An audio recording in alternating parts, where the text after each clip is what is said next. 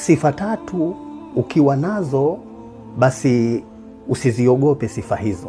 Kwa nini nasema usiziogope sifa hizo kabla sijazitaja? Usiziogope sifa hizo kwa sababu si udhaifu, na tambua kwamba sifa hizo ni nini? Sifa hizo ni alama ya utukufu wako kimaumbile. Sifa ya kwanza, unapokaa na baadhi ya watu ukajihisi kwamba hauna amani wala utulivu wa kiroho. Hali hii inakutokea kwa sababu hisia zako na akili yako zina uwezo mkubwa sana wa kuzitambua nia za watu na malengo ya watu mapema sana. Na hili sio la ajabu kwa sababu Mwenyezi Mungu ndivyo alivyokuumba, na yeye mwenyewe anatuambia katika Qur'ani, wala ta'rafannahum fi lahni alqawl. Yani hakuna shaka utawatambua baadhi ya watu katika ule mtindo wa maongezi yao, namna gani wanaongea. Utajua katika yale maongezi, ushafahamu nia. Lakini sifa ya pili, una hisia kali sana.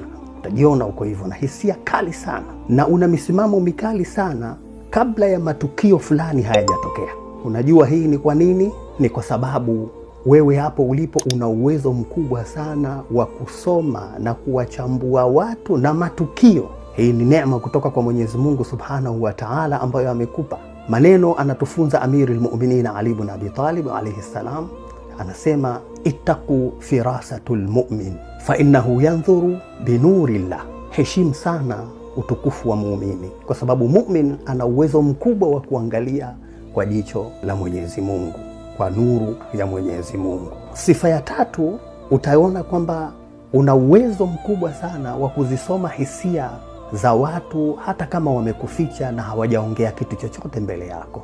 Unajua kwa nini sifa hii? Kwa sababu wewe una nguvu na uwezo mkubwa sana wa kusoma lugha za miili yao. Wanasaikolojia wanasema body language, yani unasoma lugha ya miili yao kabla ya maneno yao. Mwenyezi Mungu Subhanahu wa Ta'ala anatufunza na anatuambia jambo hili ni swala la kawaida. Anatufunza kwa kupitia mtume wake Muhammad sallallahu alaihi wa alihi wasallam. Anasema al-arwah junudun mujannada ma ta'arafa minha i'talafa. Anasema hizi roho zipo kama askari, wale askari ambao wana mawasiliano na wana connection. Habari ikiwa kwa huyu basi itajulikana hata kwa yule, habari ikiwa kule itajulikana na kule.